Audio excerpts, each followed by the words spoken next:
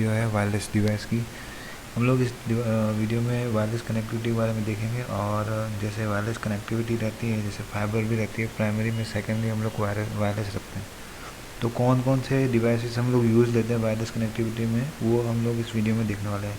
Devices ubiquity के भी आते हैं, सिस्को के खुद के आते हैं, रेडविन के आते हैं, बट रेडविन इज़ टू कॉस्टली। अगर कोई बिगनर है, स्टार्टिंग के लिए स्टार्टअप किया है जिसने ISP के अंदर, और उसको प्राइसेस का मालूम नहीं है, तो वो अब स्टार्टिंग लेवल पे वो यूबिक्विटी के डिवाइस यूज़ ले तो बेटर है, क्योंकि यूबिक्विटी का जो इंटरफेस है, इंटरनल इंटरफेस है, बहुत इजीली एक्सेस कर सकता है।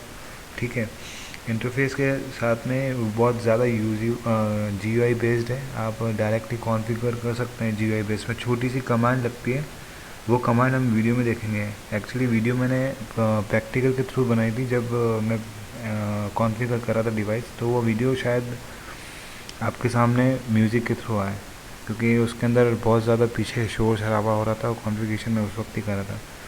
तो बहुत छोटी सी कमांड है जो कि पुट्टी के थ्रू एक्सेस होता है डिवाइस, और डिवाइस की स्टैटिक्स IP भी रहती है। IP आपको डिस्क्रिप्शन में मिल जाएगी। RF डिवाइस के अंदर, कनेक्टिविटी के अंदर बहुत सारे डिवाइसेस ऐसे रहते हैं जो कि लेंथ में और जो दूरी रहती है, जो उसका कितना डायमीटर से रहता है, तो उसमें वो कनेक्टिविटी प्रोवाइड होती है।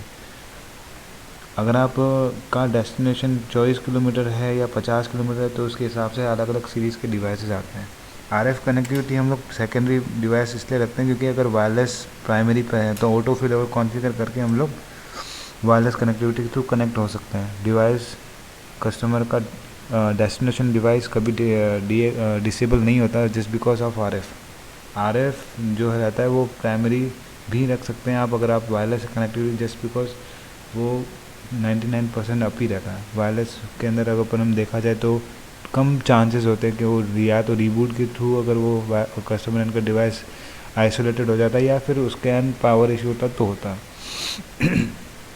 वायरलेस के अंदर कुछ वायरलेस की सेटिंग्स रहती है, जिससे कि अपन लोग उसका डायमीटर सेट कर सकते हैं, या फिर फ्रीक्वेंसी सेट कर सकते हैं। जैसा कि आप देखते हैं मोबाइल नेटवर्क्स में भी बहुत सारी फ्रीक्वेंसी रहती है, तो हम लोग जिस फ्रीक्वेंसी के नियरेस्ट होते हैं, तो उस फ्रीक्वेंसी के ऊपर अपना नेटवर्क कनेक्ट हो जाता है। ठीक है, तो रिक्रूटमेंट्स इसके अंदर क्या क्या रहती है, जैसे कि अगर आप वायरलेस की कनेक्टिविटी रहती है, तो आप हम लोग उसके अंदर सबसे पहले नेटवर्क देखते हैं। नेटवर्क के अंदर हमारा कौन सा नेटवर्क में हम लोग उसके पियरिंग आ रही है। जैसे कि अगर मैं एयरटेल के थ्रू कनेक्ट करा रहा हूँ, तो पहले उसके अंदर स्विच के अंदर मुझे उसकी VLAN पास होनी चाहिए।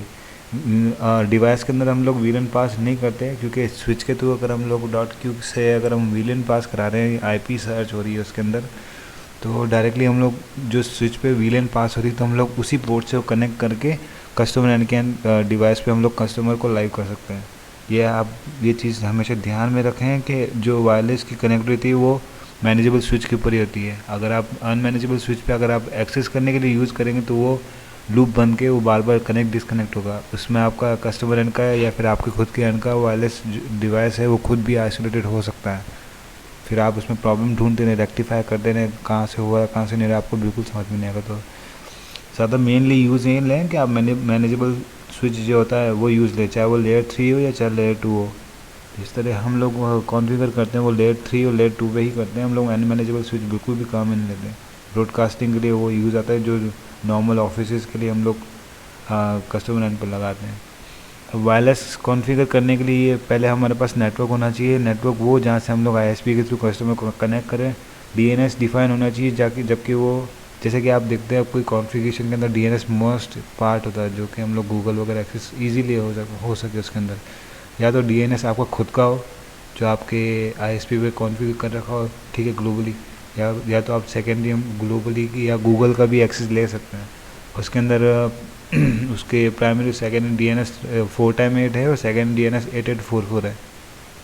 तो आप वो कॉन्फ़िगरेशन में देख लेंगे, ऐसा कोई ज़्यादा बड़ा इशू नहीं है। और कनेक्टिविटी एक वायरलेस रहेगा आपका A एंड पे, और सेकेंडरी वायरलेस रहेगा अपना आपका B एंड पे।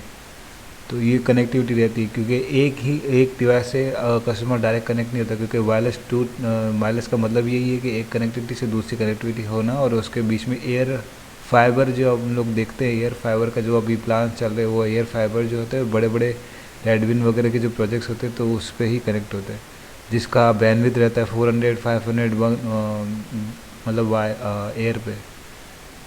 अगर आप लोग कोई रेडविन यूज़ लेते हैं तो आपको most probably 400 to 500 Mbps wireless के थ्रू मिल जाएगी।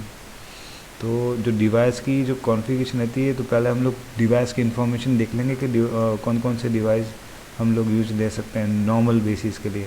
तो पहला है पावर बीम। पावर बीम जो है तो एसी पावर बीम होता है यूबीक्विटी का पहला सबसे छोटा, वैसे तो इससे भी छोटे आते हैं, एक नैनो होता है और उसके बाद में एसी 500 भी होता है।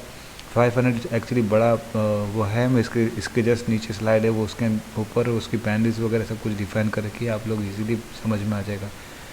नॉर्मल बेसिस के लिए अगर आप P2P अगर कॉन्फ़िगर कर रहे हैं और आपको ज़्यादा ट्रैफिक लोड नहीं ले रहा, तो आप बेसिक लेवल पे आप पावर बीम यूज़ ले सकते हैं। पावर बीम अगर नियरेस्ट कनेक्टिविटी है, जैसे कि मेरा ए पॉइंट है और सेकंड पॉइंट जो है 2 किलोमीटर के दायरे के अंदर है, तो हम लोग पावर बीम यूज़ ले सकते हैं। उसके अंदर आपकी बैंडविड्थ 180 Mbps टू 205 Mbps तक आपको मिल जाएगी।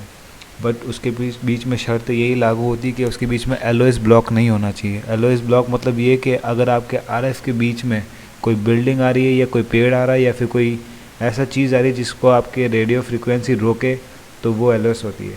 LOS ब्लॉक होना आपकी बैंडविड्थ पे बहुत बड़ा इफेक्ट पड़ सकता है। पावर बीम जो कनेक्टिविटी रहती है उसकी जितनी लेंथ रहती है, जितना डेस्टिनेशन रहता है, उतने ही उसके सिग्नल्स रहते हैं, और सिग्नल्स के ऊपर आप 45 टू 68 तक जो सिग्नल रहते हैं वो बेटर सिग्नल रहते हैं। वैसे आप ग्राफिकली देख पाएंगे जब भी आप एक्सेस करेंगे, तो आप उस पर देख सकते हैं कि सिग्नल की क्वालिटी कितनी आ रही है और उसके नीचे उसका लोड कितना बढ़ रहा है। तो इसमें जिस तरह के सिम के तो अंदर रहता है GSM BSNL वगैरह आप लोग देखते हैं, उसके अंदर भी BDMs रहते हैं, तो BDM के थ्रू आप DBM रहते, तो उसकी कैपेसिटी 99 होनी चाहिए, तभी जाके आपका प्रॉपर कनेक्टिविटी जितनी आप बैंडविड्थ चाहते हैं वो उसके ऊपर डिवाइस के ऊपर आ सके। उसकी तरह ये सेकंड सीरीज़ है जो कि AC 500 है, AC 500 और AC 720, ये जो रहता है ये होप टू होप कनेक्टिविटी रहते हैं। इसके ऊपर ज़्यादा से ज़्यादा बैंडविड्थ जा सकती है, मतलब कंपनी कहती है कि most to most 400 to 500, but अगर नियरेस्ट कनेक्टिविटी तो शायद उससे भी ज़्यादा जा सके। तो ये जो सेकंड स्लाइड है इसमें हम लोग उसके डिवाइस की कंपैरिजन देख लेंगे। ओके, ये जो पावर बीम है वो 150, ये देखो 5 मेगाहर्ट्ज का रहता है और 25 किलोमीटर के अंदर इसका डेस्टिनेशन है। रेंज जो हम लोग कहते हैं वो 25 किलोमीटर के अंदर आती है। 150 Mbps तक इसका ट्रैफिक ले सकता है अगर वो बीच में कोई LOS ब्लॉक नहीं हो तो। सेकेंड है 620, वो भी 5 गीगाहर्ट्ज पे होता है और 150 से अप ही होता है, जैसे कि वो इसमें ही पावर में भी यही बोल रखा है कि 400 जो रहता है उसका 150 Mbps अप ही रहता है। बट इसमें 620 में अगर आप देखें तो 30 किलोमीटर्स की डेस्टिनेशन रहती है, तो वो इजीली कनेक्टिविटी प्रोवाइड हो सकती है, but without any LOS। Okay, और उसके बाद में आप देख रहे हैं AC 500, तो इसकी जो बैंडविड्थ रहती है 450 Mbps रहती है 25 किलोमीटर के अंदर। उसके बाद में 620, ये इसका हायर डिवाइस है। अगर आप देखेंगे तो आप एक 30 किलोमीटर के अंदर कनेक्ट हो रहा है और सेकंड जो दूसरा है वो कनेक्ट हो रहा है ये भी 30 किलोमीटर के अंदर कनेक्ट हो रहा है। इसका जो बैंडविड्थ है वो 150 Mbps है और इसका आप देख सकते हैं 450 Mbps है। तो ये जो डिवाइसेस हैं ये एक्चुअली देखा जाए तो है ना, होते सब कुछ सेम ही है, बट डिवाइस के अंदर जो चिप रहती है वो उसकी मेगाहर्ट्ज पे और उसकी बैंडविड्थ पर इफेक्ट होता है ज़्यादा। सबसे ज़्यादा कॉस्टली मैं आपको बता दूं पर्सनली, सबसे ज़्यादा कॉस्टली डिवाइस ये कम से कम 50,000 टू अप 1 लाख तक हो सकता है, ये और ये वाला डिवाइस। ठीक है, 622 जेन AC Gen 2। ठीक है, ये अगर आप ऐसा नहीं है 25 किलोमीटर के अंदर आप कनेक्ट करोगे तो ये होगा, आप 80 किलोमीटर के अंदर भी कर सकते हैं, 60 किलोमीटर के अंदर भी कर सकते हैं, बट उसके बीच में शर्त ये रहेगी कि बीच में कोई LOS नहीं हो।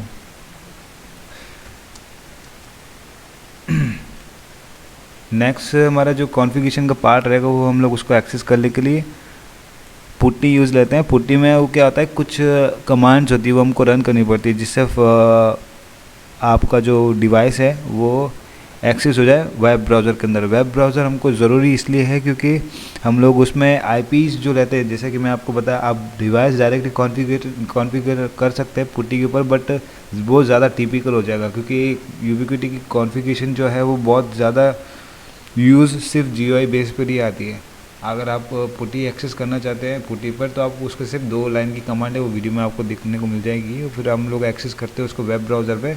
और जो आईपी एड्रेस जो रहते हैं, जैसे कि आप कोई भी राउटर, कोई मॉडेम वगैरह अगर आप एक्सेस कर रहे हैं, तो अब मोस्ट प्रॉब्ली आप उसके अंदर उसकी स्टैटिक आईपी देंगे। तो स्टैटिक आईपी हम लोग एनआईसी कार्ड पे देते हैं, जो नेटवर्क इंटरफेस कार्ड रहता है उसके ऊपर। एक छोटा सा एग्जांपल आप लोग देख ही लीजिए, यहाँ पे मैं आपको बता देता हूँ, ठीक है। एनआईसी कार्ड में हम लोग कहाँ आईपी देते हैं उसको, जैसे आप लोग इथरनेट पे गए, इथरनेट पे जाने के बाद में चेंज अडेप्टर ऑप्शंस, उसके बाद में IPv4। देखिए इसके अंदर दोनों ऑप्शन है। अगर आप IPv6 पे कनेक्ट करना चाहते हैं तो वो भी ऑप्शन है, वो अगर आप आगे देखेंगे तो आपको मालूम चल जाएगा। यहाँ पर आप उस डिवाइस की स्टैटिक आईपीज दे दीजिए, ताकि आपको जब स्टार्टिंग लेवल पे जब आप डिवाइस कॉन्फ़िगर करें तो आप वो यहाँ से आईपी दे के आप डायरेक्ट वेब ब्राउज़र के ऊपर कनेक्ट करके उसको कॉन्फ़िगर कर सकते हैं। जितनी बैंडविड्थ आपको चाहिए और जितना डेस्टिनेशन रहेगा, तो आप उसके बाद मैनुअली उसकी रेंज, उसकी डेस्टिनेशन और उसका जो थ्रूपुट कहते हैं बैंडविड्थ को, ओके। डिवाइस की अलग से बैंडविड्थ होती है, कस्टमर के ऊपर हम लोग बायन करते हैं वो अलग से बैंडविड्थ रहती है। ये चीज़ का ध्यान रखें, ठीक है। अभी उसके बाद में जो हम लोग वीडियो में देखेंगे वो डिवाइस की कॉन्फ़िगरेशन है। ये तो था सिर्फ छोटा सा पार्ट थ्योरी का, डिवाइस के बारे में बताया था। अगर आप कंटिन्यू देखेंगे इस वीडियो को तो आपको बिल्कुल समझ में आएगा। अगर वीडियो आपको अच्छी लगे तो सब्सक्राइब करें। हम लोग लास्ट में छोटा सा डिस्क्रिप्शन के बाद में आपको आईपीज़ के बारे में बता दूंगा, तो आपको इजीली कॉन्फ़िगर होने में आसानी हो। और पहले